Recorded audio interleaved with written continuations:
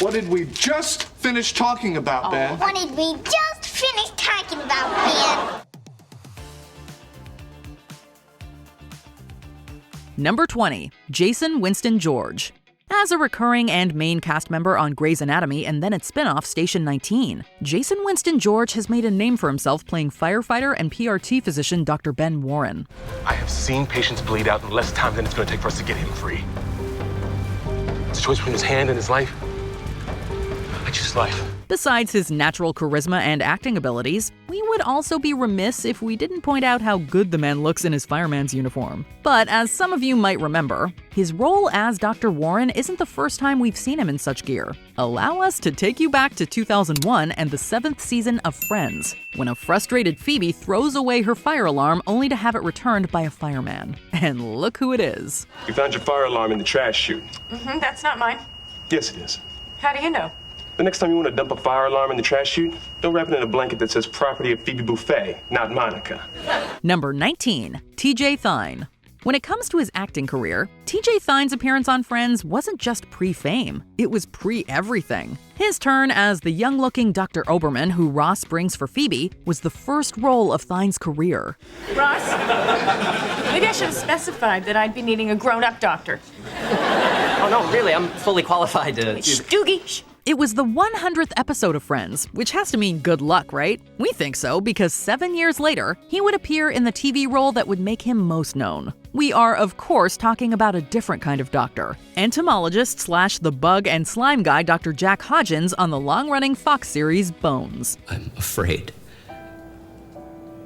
that if I close my eyes, when I open them, I'm gonna be back in that car, buried. Number 18, Michael Vartan. Some might have recognized Vartan from his small, if painful-looking turn in 1995's To Wong Foo Thanks for Everything, Julie Newmar. But for most of us, he was a new, albeit very attractive face when he showed up as Dr. Richard Burke's son on Friends in 1997. I was going to have Thanksgiving at my girlfriend's. Oh. But we broke up. Oh? She wasn't ready for a serious commitment. Oh. But while his relationship with Monica never got off the ground, his career sure did in the years that followed. In 1999, he kissed Drew Barrymore in Never Been Kissed. And in 2001, he began his 5-season run in the CIA as Michael Vaughn in Alias, opposite soon-to-be big-time star Jennifer Garner. Why are you shaking your head? Because you said another. So? So if you really had one already, you most likely wouldn't tell me until I was authenticated. Unless I had an instinct about you. Number 17, Emily Proctor. The beautiful and talented Emily Proctor saw her star status soar in the aughts with her high-profile roles on 2 hit television shows. She played Associate White House Counsel Ainsley Hayes on multiple episodes of the critically acclaimed The West Wing. From there, she moved from politics to crime, starring in over 200 episodes of CSI Miami. The southwest-facing wall. And you contend that those red marks on that there bullet are blood? I'm not contending anything. DNA indicates a match. This is the bullet that killed Jennifer Valdez. While the 2000s were Proctor's fame sweet spot, it was a half a decade earlier in 1995 that she showed up on Friends as Joey's co-worker during his time as a cologne spritzer. Sooner or later, they all stop lasting. Listen, what do you say I buy you that cup of coffee now? Sure. Number 16, Olivia Williams. How many of you remember when Camilla Parker Bowles guest starred on Friends? Okay, before you all go and have a Royal Watcher freakout, we should probably be more specific. Camilla Parker Bowles never appeared in Friends, but the actress who played her on The Crown did. I think you should meet him. What for? For a spin checkup with his little stethoscope. God, you make me laugh. Before Olivia Williams was a royal on a hit Netflix series, she was a bridesmaid on a hit NBC series, though the 2 shows could not be more different. During Ross's wedding to Emily, you'll be able to spot Williams as Felicity, Emily's bridesmaid. You know, the one who hooked up with Joey. Talk New York to me again. Forget about it. How you doing? Number 15, Cole Sprouse. Ross's son Ben was played by multiple actors during the run of the series, but for seasons 6 through 8, it was none other than one of the Sweet Life twins himself, Cole Sprouse. Damn it! Oh, damn it! No, don't say that! Don't say that! Damn it! No, don't go back to repeating. Damn it! Oh, crap! Oh, Speaking of The Sweet Life of Zack and Cody, that show premiered in 2005, 3 years after his last appearance on Friends. Interestingly, this was his first role without his twin brother Dylan. While a certain generation will always think of him as a Sweet Life kid, these days, Sprouse might be most recognized for his portrayal of Forsyth Jughead Jones III, one of the stars and the narrator of the Riverdale series on the CW. I'm a weirdo. I don't fit in, and I don't want to fit in. Have you ever seen me without this stupid hat on? That's weird. Number 14, Jon Favreau. There's no doubt a group of independent cinema lovers saw Jon Favreau show up as Monica Suter on Friends and thought, hey, that's the guy from Swingers. However, for the wider audience, Favreau was a somewhat unknown commodity during his role as tech millionaire and UFC wannabe Pete Becker. The day will come when children will argue over who will win a fight, me or Superman. Now, I'm not saying I could beat Superman, but, kids are stupid. In the years that followed his 6-episode run on Friends, Favreau has done some acting, but has possibly gained more recognition for his work behind the camera as opposed to in front of it. Although he's directed many other successful movies, we'd be remiss not to give a shout out to 2008's Iron Man, the film that began the ridiculously successful MCU franchise. Truth is,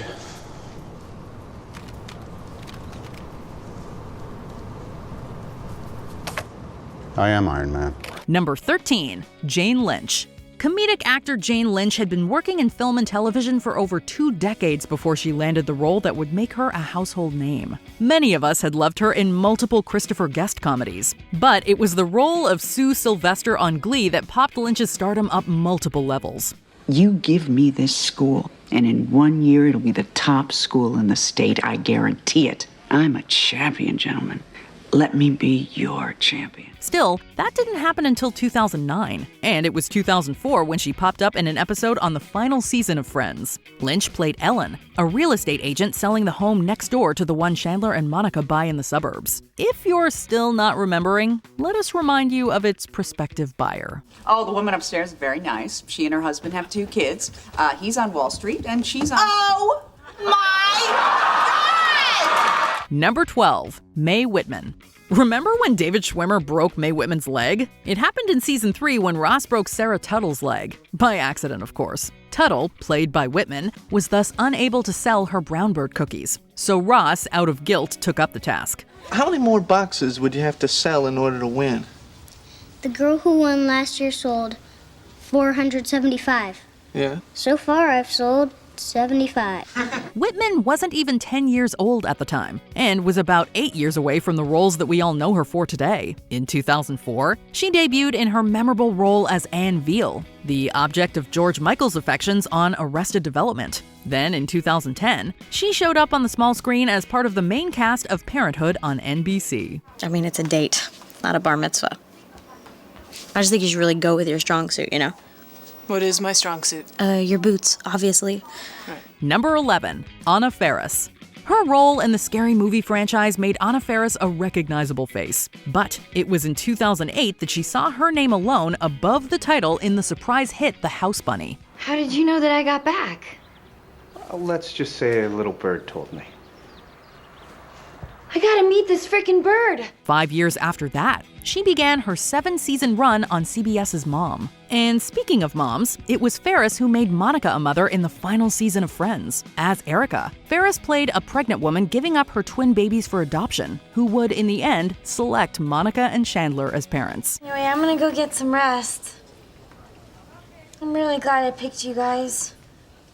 You're gonna make great parents. Even Chandler. Number 10, Dan Bucatinsky. He may be an Emmy-winning actor and successful writer and producer, but Dan Bucatinsky's career began slowly, with bit parts in films and TV shows peppered throughout the 90s and early 2000s. So, are we expecting the rest of our party shortly? However, it didn't take long after his 2002 appearance in this season 9 episode of Friends for his career to truly hit its stride. Bucatinsky played a waiter who becomes increasingly impatient with the antics of Phoebe and Joey as they attempt to hold on to a large table while waiting for the rest of the gang to arrive. It's just that we do have some large parties waiting. Oh, one really does have a stick up one's ass, doesn't one? Bucatinsky would soon find himself starring on shows such as Scandal and 24 Legacy. What are you working on? Signal lights. I want that ambulance to hit green all the way through. Number 9, Scott Adsit. long before he was making us laugh as Pete Hornberger on 30 Rock and lending his unique vocal talents to big-budget animated flicks like Big Hero 6. Perennial funny man Scott Adsit was just another LA actor looking for his first big break. Yes, Hornberger! It was at the onset of his career that he landed the role of the director in the season 7 Friends episode, the one with Ross and Monica's cousin. Okay, well, I've heard everything I need to hear. We just need to, Leslie? The part required him to inspect a nude Joey during an audition to make sure he wasn't circumcised. A small, not to mention peculiar role, it was nevertheless a big stepping stone for Adsit. So there you go. That's me. 100% natural. Number 8, Emily Osment. It's pretty incredible to think that Osment turned 30 in 2022 and yet has a Friends credit on her resume. Trick or treat! The young actress scored a small part in the season 8 episode The One with the Halloween Party when she was just 9 years old. Osment played Lelani Mayola-Novovich, a trick-or-treater that Rachel presents with a check made out to cash after she runs out of candy. Hey, can I write you a check? Okay. Okay, what's your name? Lelani Mayola-Novovich. Nowadays, the world knows Osment as the former Hannah Montana cast member and star of sitcoms such as Young and Hungry and Young Sheldon. You know, Sophia used to make jokes like that. Now the only joke she makes is, knock, knock, who's there? Shut up, we're broke. Number 7, Craig Robinson. A largely forgettable role, Craig Robinson's time on Friends was a blink and you'll miss it kind of moment. How can I help you? I need to change my name, please. See, I need to change it because I'm hiding from the law. You're fun. The future Hot Tub Time Machine star appeared on screen for less than 2 minutes, but still managed to score a couple of laughs thanks to his signature deadpan style of acting. A style that was perfectly suited to his role as Daryl Philbin on The Office. In the gang world, we use something called fluffy fingers. What is that? That's where somebody really gets in your face. You know, you just start tickling them. Robinson plays an office clerk who Phoebe visits when she's considering changing her name. A small role, sure, but what actor wouldn't want a Friends cameo on their resume? It can be anything you want. Well, not anything. Yeah, anything. Oh, this could take a while. Get out of my line. Okay. Number 6, Leah Remini. Leah Remini's connection to Friends is stronger than you think. The future King of Queens star actually auditioned for the role of Monica Geller, a role we all know went to Courtney Cox. I want a baby. Not tonight, honey. I got an early day tomorrow. Even though she didn't get it, the producers must have liked something about her audition, because they decided to bring her back for the season 1 episode, The One with the Birth. Okay, all right, right this way. All the other pregnant women seem to be going in here. She played Lydia, a pregnant woman who Joey befriends at the hospital while waiting for Ross's son Ben to be born. Hey, Nick Finn, am I interested in your views on fatherhood? No. Unlike others on this list, Remini actually made it into multiple scenes, with her and Joey sharing a number of funny, not to mention touching moments. Number 5, Rebecca Romijn. It might be hard to imagine, but there was a time when Rebecca Romijn was known more for her modeling than her acting. That all changed when she made her on-screen debut in the season 4 Friends episode, The One with the Dirty Girl. Here, Mitzi! Here, Mitzi! Mitzi is... My hamster. Romijn played Cheryl, the titular dirty girl who Ross briefly dates until he discovers that her apartment is a little too messy for his taste. Of course, messy is a bit of an understatement. Oh my God, I'm so sorry, Cheryl. I must have freaked out. Oh, thank God it's not Mitzi. It's just a rat. The apartment looks more like a garbage dump, complete with live animals rummaging through the trash. Nowadays, the world now knows Romijn best for her numerous film and TV roles, including Mystique in the X-Men franchise. You know, people like you are the reason I was afraid to go to school as a child. Number 4, Jim Rash. Who would have guessed the character listed in the credits as nervous passenger from the Friends series finale would go on to achieve so much? That doesn't sound good. Jim Rash had a brief but memorable cameo in this episode of the long-running sitcom. He played a passenger on Rachel's flight to Paris who freaks out when he overhears her talking to Phoebe on the phone about something being wrong with the plane. I have to get off this plane, okay? Her friend has a feeling something's wrong with the left phalange. Of course, Rash is now best known as an actor who has had hilarious roles in numerous films and TV shows, most notable of which was when he played Dean Craig Pelton on Community. I'm sorry, the board went over my head on this one. And I don't remember being invited to your wedding, so I guess we're even on the hurting each other front. Number 3. Melora Hardin. While she appeared in countless film and TV roles before making an appearance in the first season of Friends, Melora Hardin wouldn't achieve widespread fame until landing the role of Jan Levinson on The Office. When I get frustrated or irritated or angry, I come up here and I just smell all my candles. And it just poof goes away. Of course, of all the actors on this list, Hardin's cameo might just be the funniest. She played Celia, a woman Ross takes on a date and later back to his apartment. And that's where things start to get interesting. First, Marcel, Ross's pet monkey, attacks her. Here, Marcel.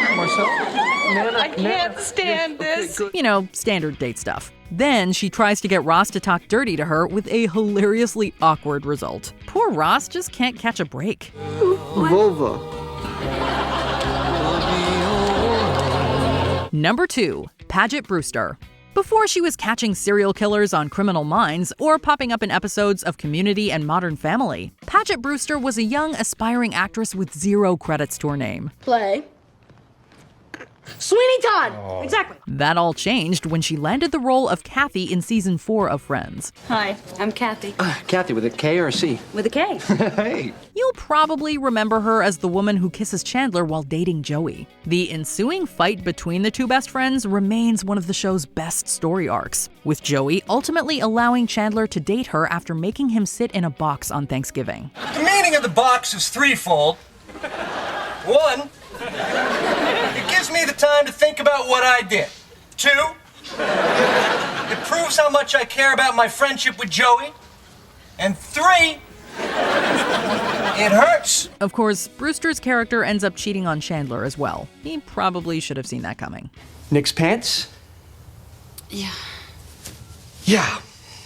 Well, I think our second fight is going to be a big one. Number 1. Ellen Pompeo. When Ellen Pompeo made her one and only Friends appearance, few could have known that she was just 1 year away from becoming a household name. Hey, guys. Hey, Missy. Hey, Missy. You know, our band is playing on Friday.